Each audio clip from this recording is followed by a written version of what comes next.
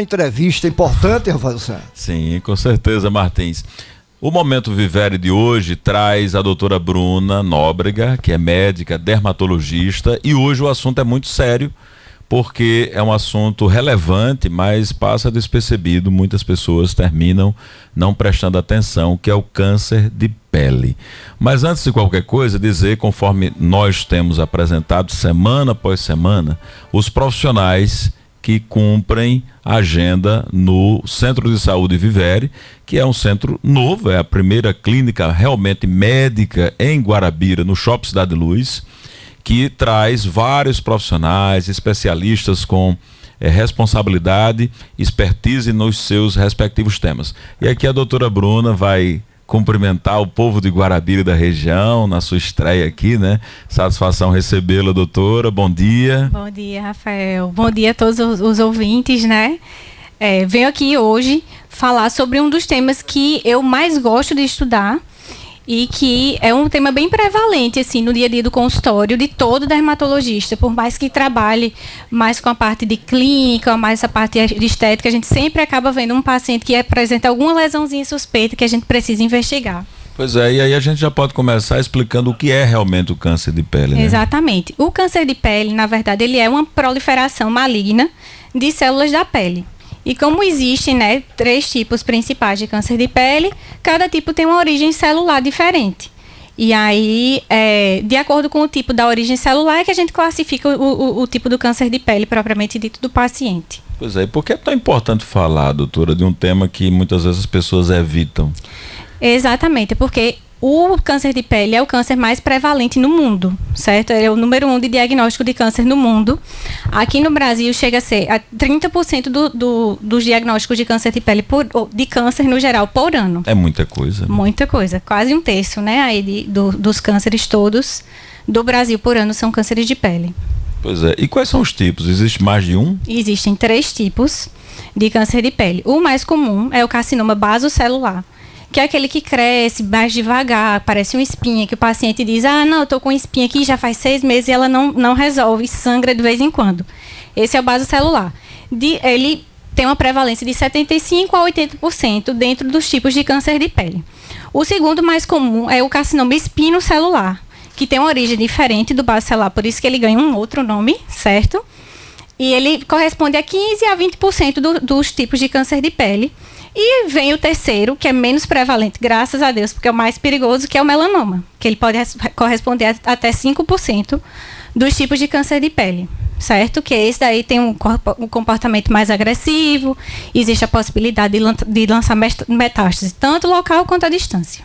Pois é, uma coisa importante que é bom a gente falar, já que estamos num veículo de comunicação para muita gente, os fatores de risco do câncer de pele. Então, o principal é a exposição solar, certo?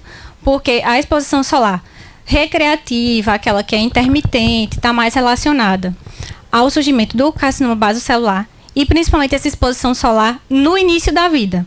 Aquelas criancinhas que são mais branquinhas, que vão para a praia, para a piscina e se queimam.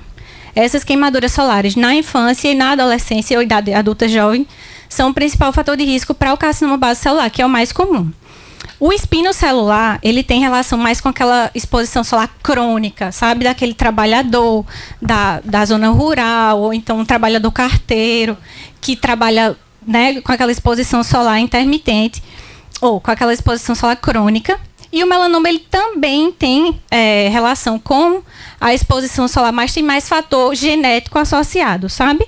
O melanoma, tanto que ele tem o maior número de casos diagnosticados na Austrália, porque é o pessoal de população branca que vive num país com alta radiação solar. E aí, tanto que o maior país, assim, em termos de prevalência do melanoma é a Austrália, por conta dessa questão, né, da população junto com a questão da exposição solar lá também. Pois é, já que a gente está falando de exposição solar, entra de cheio aqui a questão dos protetores, né? Isso. Porque muita gente tem essa consciência, não usa, não gosta, enfim.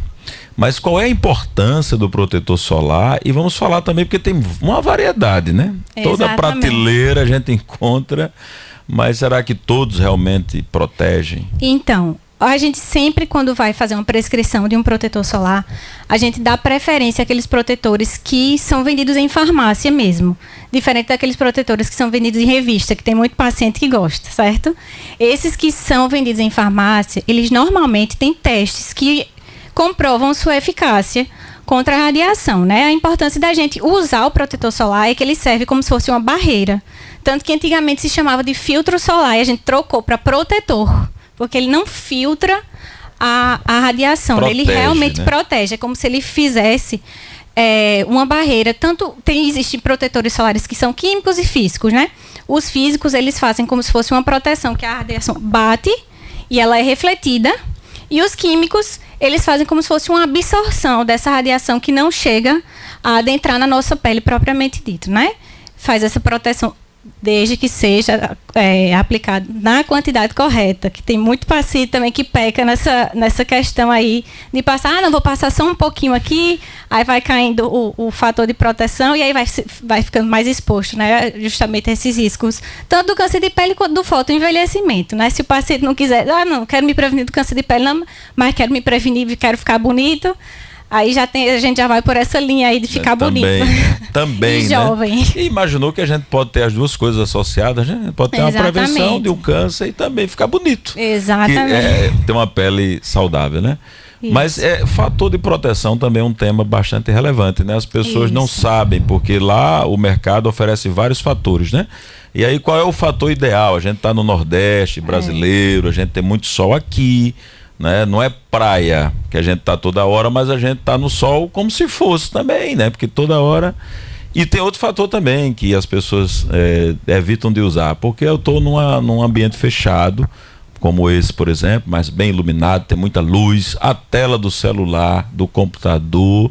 Eu quero entender tudo isso, doutora. Que fator é importante usar? O fator de proteção que a gente indica é acima de 30, a partir de 30, para a população geral, certo? Claro que aqueles pacientes que são mais branquinhos, que se expõem mais ao sol, a gente dá preferência ao fator mais alto, porque aí ele vai aumentar a proteção solar em relação ao tempo que o paciente pode ficar exposto ao sol. Sabe que a gente mede esse fator de proteção solar de acordo com a capacidade que ele tem de proteger o paciente, de fazer aquela primeira vermelhidão, aquela vermelhidãozinha inicial. E aí a gente mede de acordo com isso. Se o paciente com o fator de proteção 30, vamos supor, está fazendo aquela vermelhidão inicial com 15 minutos, então ele está precisando aumentar o fator de proteção solar. Porque aí ele vai poder ficar mais tempo exposto ao sol com aquele fator. Mas acima de 30 já é um bom começo. Acima de 30 já é um bom começo. Tá. Isso. E as luzes artificiais, elas também têm alguma... Então, as luzes artificiais, elas têm um papel mais na formação de manchas. Certo?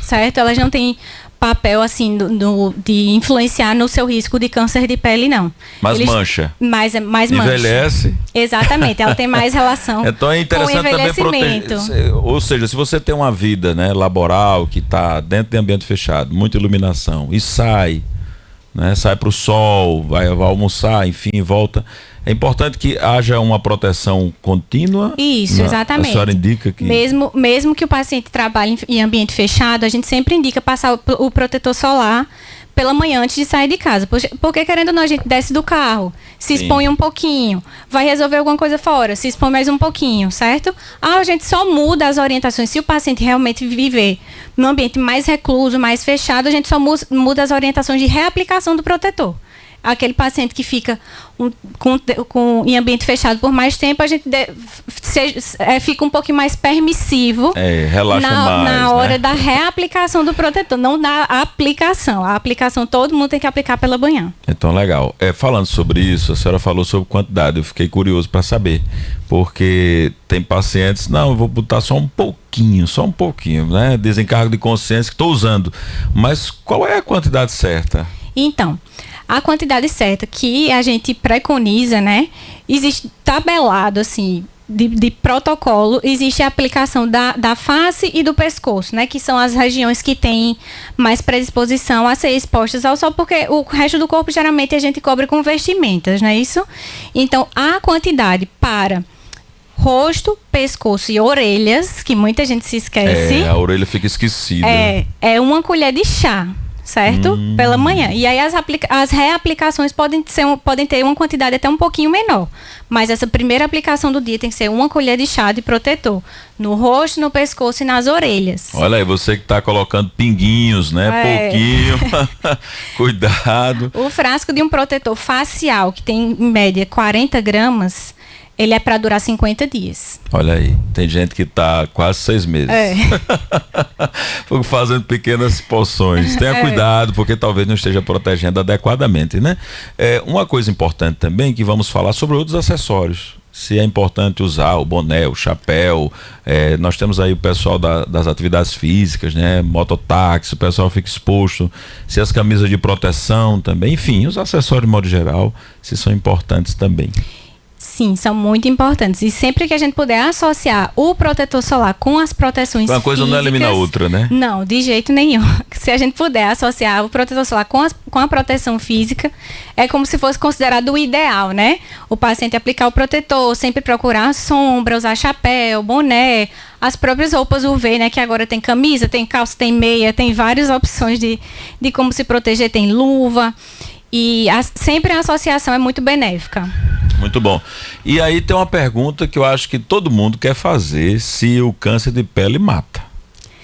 Se chega a derrubar mesmo, que eu acho que muita gente não, mas é um câncer, mas esse câncer não é aquele câncer. Muita gente pode pensar assim. Então, existe sim a possibilidade, certo? Os mais comuns, que são o carcinoma basocelular e o espinocelular, eles, como têm esse comportamento menos agressivo, o crescimento mais lento, a própria característica das células presentes nesses dois tipos de câncer de pele, né, o basocelular e o espinocelular, eles têm um comportamento de não lançar metástase. Eles têm um comportamento de fazer a invasão local, né? Se o paciente for deixando realmente de fazer a invasão local, mas eles não têm esse poder de realmente fazer esse prejuízo no estado geral do paciente, certo?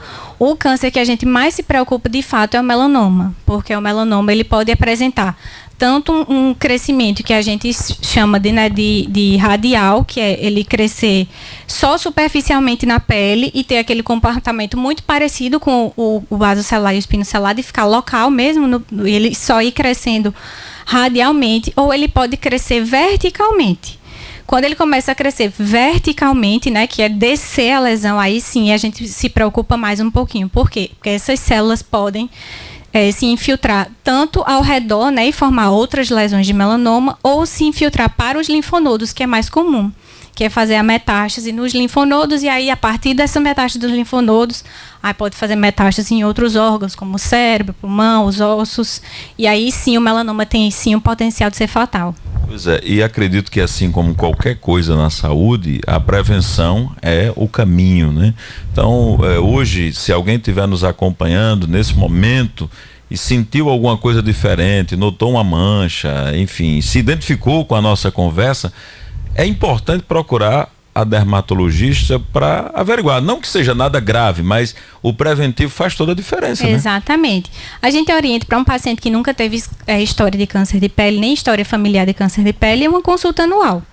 Passar uma consulta anual que tira a roupa todinha, a gente vai olhar todos os sinais, ver se tem alguma lesão suspeita, a gente examina pé, unha, mãos, tudo, para ver se tem alguma lesão que levanta alguma suspeita, né? Isso, algum alerta. E para os pacientes que têm história de que já tiraram alguma lesão de câncer de pele, aí a depender do tempo que tirou essa lesão, a gente faz o acompanhamento, ou mais com consultas mais próximas, ou já vai começando a alargar, a depender do tempo. Se o paciente tirou um câncer de pele há 2 anos, por exemplo, não teve nenhuma lesão nova, não apresentou nenhuma lesão que causasse alarme, a gente começa a fazer o acompanhamento anual também, como se fosse uma população comum, certo? A população geral. Muito bom. E aqui na nossa região tem muita gente acompanhando agora, agricultores, pessoal do sítio, da zona rural, muitos anos sob sol, muita gente que apresenta vários problemas de pele. E essas pessoas às vezes são desinformadas dos prejuízos, né? E precisam procurar, sempre é tempo. E tem gente que já tem aquele período recorrente, né? Ela mesma sabe quando tá agitado, quando tá mais agressivo, né? Parece que tem um tempo que eles não percebem muito, mas quando bate o sol, já há relatos de pessoas, olha, tá incomodando. Então procure uma ajuda, procure a consulta, não há outro caminho. Tem gente que vai precisar fazer algum procedimento, né, doutora? Assim, mais aprofundado, exatamente, né? O bom, assim, entre aspas, do câncer de pele, que eu sempre digo aos pacientes, quando eu dou o diagnóstico, eu digo, se fosse para você escolher um câncer para ter, o melhor foi o que você teve, que é esse daqui, esse tipo. Porque a gente faz a retirada da lesão, né, com margem de segurança, obviamente, e o paciente fica curado, na maioria das vezes, só com um procedimento cirúrgico, né? Naquele lugar, muito dificilmente vai surgir outra lesão. Que coisa boa, né? Então tem essa possibilidade. Então agora é você buscar se cuidar, porque é muito importante. Não tenha medo de ficar doente, né? Exatamente. Tenha medo de ficar doente, de adoecer. Doutora Bruna está no Centro de Saúde Vivere, no Shopping Cidade Luz, esperando você. Hoje é dia de atendimento, mas ela vai ficar vindo até enquanto o bebezinho não chegar, né? Exatamente. Graças a Deus está vindo aí o segundo, né? E até lá ela vai ficar com vocês, vai receber vocês. Não tenham medo do médico, da médica, né? Tenha medo da doença. Então procure se tratar. Doutora Bruna, foi um prazer recebê-la, ainda está nessa migração, né? Recife, João Pessoa e agora Guarabira. Mas seja muito bem-vinda e volte mais vezes. Obrigada, muito obrigada. Queria passar só uma mensagem final para os pacientes, que é: se protejam, certo? Vá na farmácia, compre o protetor solar que couber no seu bolso, no seu orçamento, que é mais importante do que aquele caríssimo que você vai usar pouquinho.